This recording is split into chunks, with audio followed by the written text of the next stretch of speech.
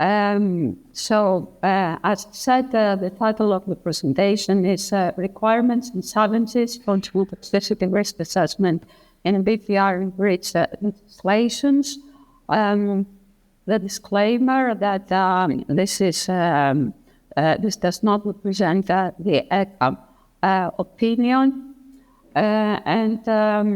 about the regulations under the ECHA's remit in which a risk assessment is performed, which are the biocidal products regulation for the colleagues in the other coast of the Atlantic Ocean. In the EU, we call biocides those pesticides that do not have direct application in fields or food commodities. So these are disinfectants, preservatives, insecticides, again, not on food commodities and farming compounds. And of course, REACH, the industrial chemicals. For the oil setting, risk assessment is also performed. And here is the scope of REACH and BPR, because when we speak about change in methodology of risk assessment, we should keep in mind the purpose of the regulations. And these are to ensure a high level of protection of human health and the environment, and that they are underpinned by the precautionary principle. And sorry, I missed to show this. Okay,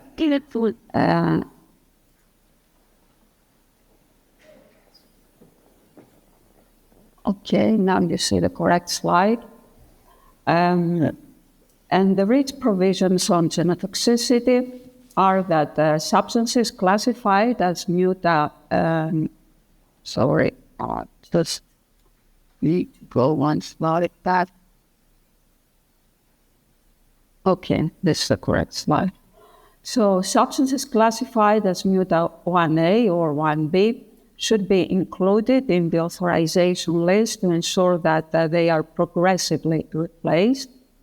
And for the biocidal products regulation, substances classified as muta 1A or 1B shall not be approved unless derogation is possible.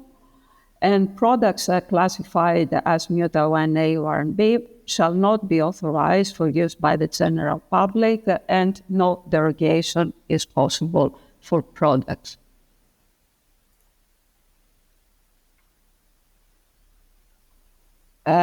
What is written in the legal text of both regulations about the risk assessment of genotoxic carcinogens?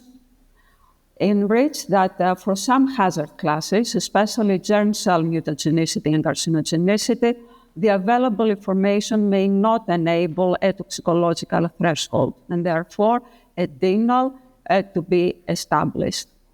And in BPR, the wording is clearer. For mutagenicity and carcinogenicity, a non-threshold assessment should be carried out if the active substance or substance of concern is genotoxic and carcinogenic.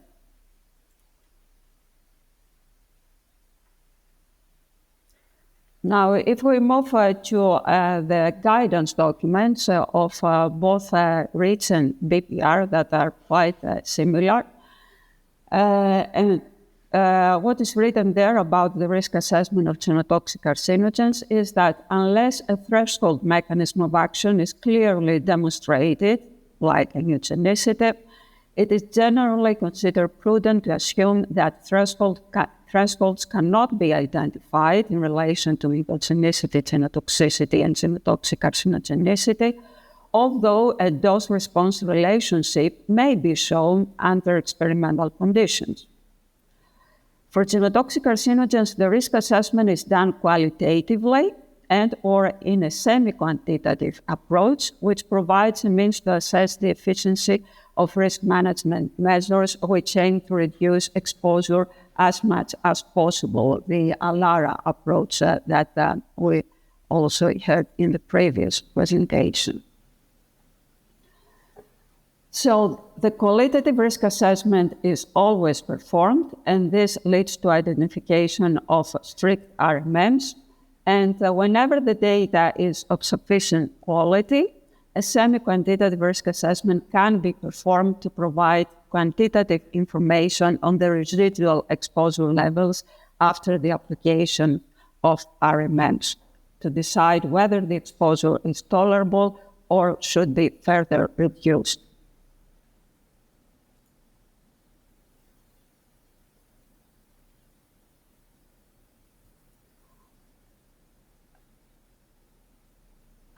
Sorry.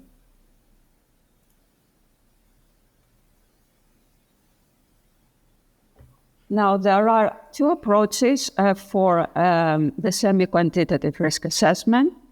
The linearized approach, which refers to the lifetime cancer risk and assumes a linear dose response for the carcinogenic effect, and the large assessment factor approach as originally proposed by ECHA. I will focus at the linearized approach as the other approach has been already presented. So these approaches result in the derivation of the dose of minimum effect level and the BMDL10.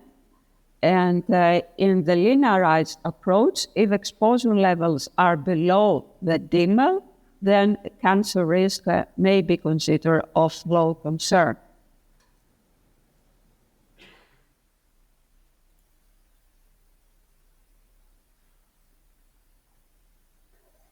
Continuing in the linearized approach, DIML is derived for a specific cancer risk level by a linear high to low dose extrapolation, and using further assessment factors if necessary. There are no agreed tolerable lifetime cancer risk levels in EU legislation. This was already said. And in REACH, there is no derivation of DIMLs in technical scientific opinions or restrictions for of authorization so far. And in any case, the level of low concern has to be decided on a policy level. And in different contexts within and outside the European Union, the levels of 1 to excessive cancer incidence per 100,000 workers or 1 per 1 million of general population have been considered in the past. And this is an example from of the linearized approach from a biocide, a disinfectant, ethylene oxide, which is a genotoxic carcinogen, under its assessment for possible approval under derogation. So you see the study that was used, the mouse inhalation long-term ATP study. The BMDL value was calculated for alveolar bronchiolar adenomas and carcinomas in female mice. And then this value was corrected, considering difference between exposure between the experimental animals and workers. An overall assessment factor of 10,000 was applied, and at the end we had this value of 3 parts per billion.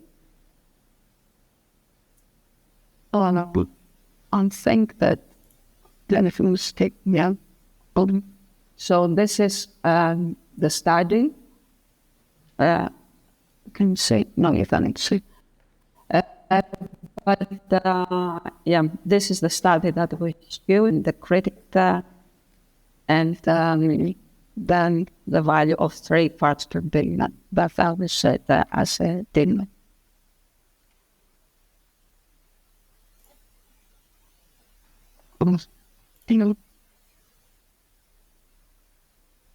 Okay.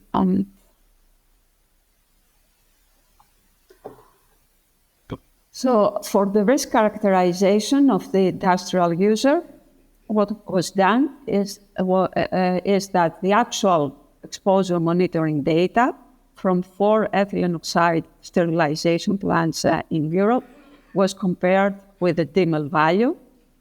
And you see that even the minimum value for the submitted data set results in an exceedance of the DIML value above 400%.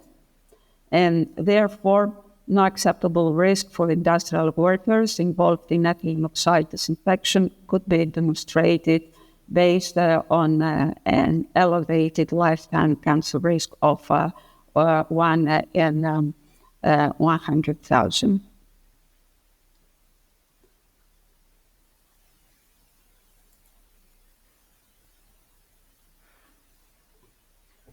I have put also just one slide in the presentation for the threshold of toxicological concern, because there is some use of this concept in ECHA. We use it in biocides in the assessment of impurities. According to the guidance documents, it can be used also under REACH for low tonnage substances. But so far, it has never been used under REACH, where studies are absolutely questioned.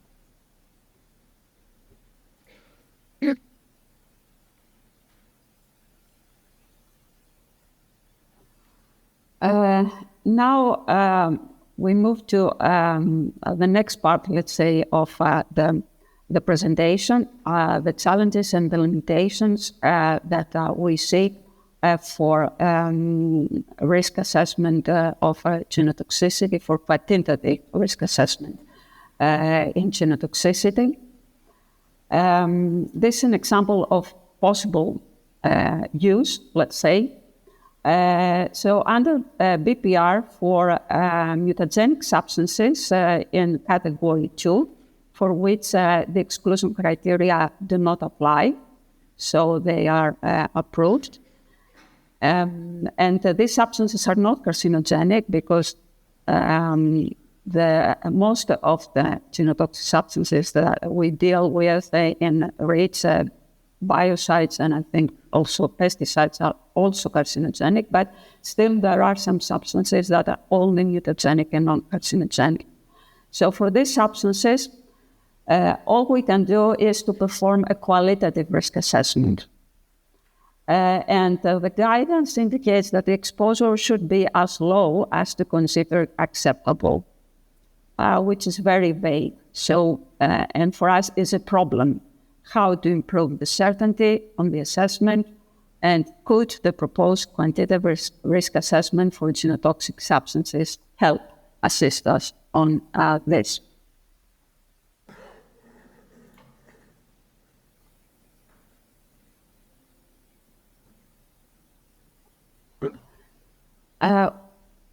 We have put together, with the help of other colleagues in ECHA here, a slide about missing elements and uncertainties in the hazard assessment of genotoxicity, as this is the first step in the risk assessment, the identification of hazard. And some important missing elements are the data gap for information on local chromosomal damage in vivo genotoxicity testing. We heard again later this morning that a gut micronucleus assay is under development still. We also have limited data to demonstrate availability of the substance in bone marrow. Micronucleus in bone marrow appears to be of lower sensitivity than in vivo COMET or TGR assays, especially for environmental chemicals. It is a big challenge because in pharmaceuticals, we know that from the guidance document, they want to have the exposure, the systemic exposure, well above the level of the clinical dose. And environmental chemicals, industrial chemicals, biocides, pesticides, we cannot define the systemic level of exposure for the operator, for the sprayer, for the industrial worker. And so even in the very few studies that we find, we demonstrate that the substance is in the bone marrow, but the levels are too low. Is this sufficient for valid for a reliable study? And another data gap that still there is no test method for female germ cells.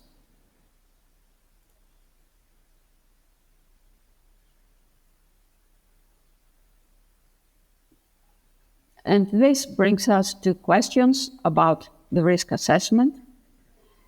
We usually have for environmental chemicals one in vivo testing or maximum 2-3 in vivo assays. And this use one study, and this use 3 doses, 5 animals per sex per dose. And is this enough? Is the statistical power of the in vivo genotoxicity assays sufficient to be used as point of departure? And what duration of exposure health-based guidance values can be set? Because the studies are acute, they last 2-3 days, at best with a TGR assay up to 1 month, subacute. So when we perform the risk assessment and we set the health-based guidance values, we don't use by default extrapolation factors for the duration. So we don't extrapolate from subacute or from an acute study to long-term, because this increases very much the uncertainty. We want to have certainty on the health-based guidance values. We don't want to increase the uncertainty, because when uncertainty increases, we don't know how good is this value. And furthermore, what a comprehensive risk assessment for genotoxicity should include: more tissues and different assays. And can risk assessment be performed when there are missing elements in the hazard assessment of genotoxicity, as indicated in the previous slide?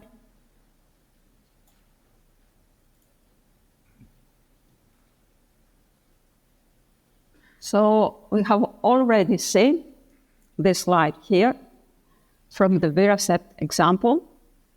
It is there to illustrate how many different assays should be performed, testing different tissues in different dose levels and with many animals in order to be able to identify a threshold. And of course, there are chemicals with genotoxic chemicals with a threshold and others that have a linear dose response. So it is case by case, and it requires extensive animal testing. And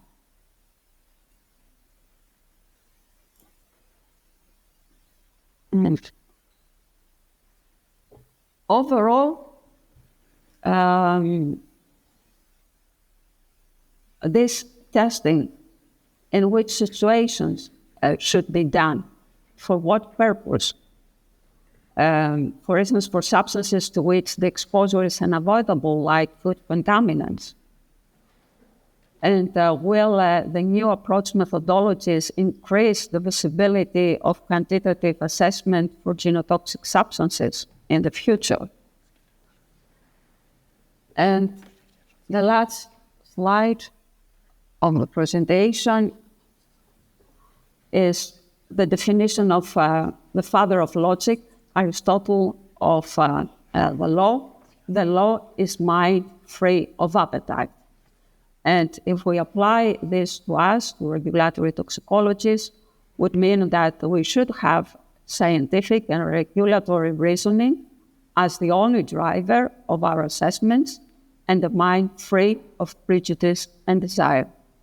And it is with this mind that ECHA colleagues and myself who attend this symposium are here. And we are very thankful to BFR colleagues who organized this. Thank you very much for your attention.